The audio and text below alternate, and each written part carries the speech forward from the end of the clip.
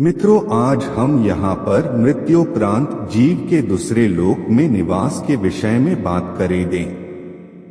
मृत्योपरांत आत्मा कुछ समय के लिए वासना लोक अथवा प्रेतलोक में निवास करती है, भले ही वह आत्मा किसी भी कोटि की क्यों न हो। वासना क्षय होने के पश्चात वह सीधे सूक्ष्म लोक में प्रवेश करती है और तब तक वहां निवास करती है जब तक उसे पार्थिव जगत में अपने संस्कारों के अनुकूल गर्भ उपलब्ध नहीं हो जाता। गर्भ कब उपलब्ध होगा यह निश्चित नहीं है। यदि दीर्घ काल तक वह जन्म न ले सकी तो वह पितर बन जाती है और पितर लोक के अधोभाग में निवास करने के लिए चली जाती है।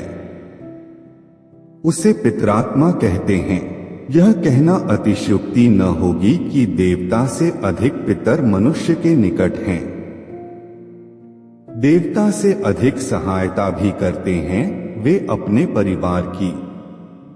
परिवार के सदस्यों की रक्षा करना, रोग शोक से उनको दूर रखना, वंश परंपरा को बनाए रखना, शुभ और मांगलिक कार्यों में आने वाले विघ्न बाधाओं का निवारण करना पितरात्मा का कर्तव्य होता है। अपने परिवार से वे केवल यही आशा रखती हैं कि परिवार के लोग उन्हें याद रखें। इस निमित्त ब्राह्मण भोजन, दान पुण्य आदि कार्य उनकी पुण्यतिथि पर करें। परिवार वाले सभी ऐसा नहीं करते हैं तो पितरात्मा अपने परिवार को तरह तरह से कष्ट पहुंचाती है, दुख देती है। इसी को पितर बाधा या पितृ दोष कहते हैं। जिस परिवार में पितर बाधा रहती है वह परिवार किसी न किसी प्रकार का कष्ट, दुख, क्लेश भोगता ही रहता है।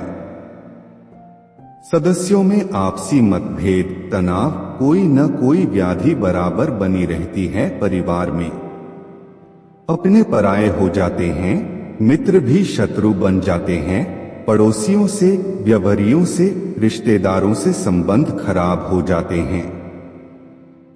कुछ लोग कहते हैं कि यह सब ग्रहों के प्रतिकूल होने से होता है। कुछ सीमा तक यह सत्य है, पर अधिकांश मामलों में यह सब पितरदोष के कारण ही होता है। ऐसा करने में उन पितरों का एक ही प्रयोजन होता है कि उनके परिवार की वंशवृद्धि में भी सहायता करने लगते हैं। आज समय तेजी से बदल रहा है। आज की पीढ़ी की सोच बदल गई है, उनकी आस्था और उनके विश्वास बदल गए हैं। वे यह सब हमारी प्राचीन भारतीय संस्कृति से जुड़ी हुई गूढ़ रहस्यमयी बातों में विश्वास नहीं रखते। न तो वे इसे जानते हैं और न ही वे इसे मानते हैं। वे न तो उसे जानना चाहते हैं और न तो मानना ही चाहते हैं।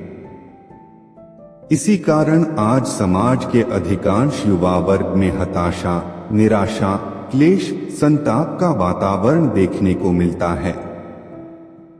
नई पीढ़ी के युवा लोग अपने बुजुर्गों की इस बारे में बताई गई बातों को समझना जानना तो दूर, उन्हें सुनना भी पसंद नहीं करते हैं। वे इसलिए ऐसा करते हैं कि वे अपने को उनसे ज्यादा प्रगतिशील, समझदार, पढ़ा लिखा और तथाकथित विज्ञान सम्मत मानते हैं। पर यह उनकी भूल है, यह उनकी छोटी सोच है। हमारा हजारों वर्षों से आध्यात्मिक रूप से समुन्नत भारत और उसकी सांस्कृतिक विरासत आज पाश्चात्य शोध और अनुसंधान का विषय बन चुका है। नित्य प्रति कोई न कोई ऐसी खोज हो रही है जो हमारे ऋषियों, मुनियों, संतों, साधकों द्वारा जो अतीत में खोजा गया था, आज सब प्रमाणित होकर जगत के सामने आ रहा है, जिससे भारत के प्रति अन्य देशों की सोच बदल रही है। इतना ही नहीं, विदेशों, अमेरिका, फ्रांस, जर्मनी, कनाडा, रूस आदि देशों में बहुत बड़े पैमाने पर अनुसंधान हो रहे हैं, जिनके परिणाम से वे देश चमत्कृत हैं। अपना कीमती समय देकर वीडियो देखने के लिए धन्यवाद।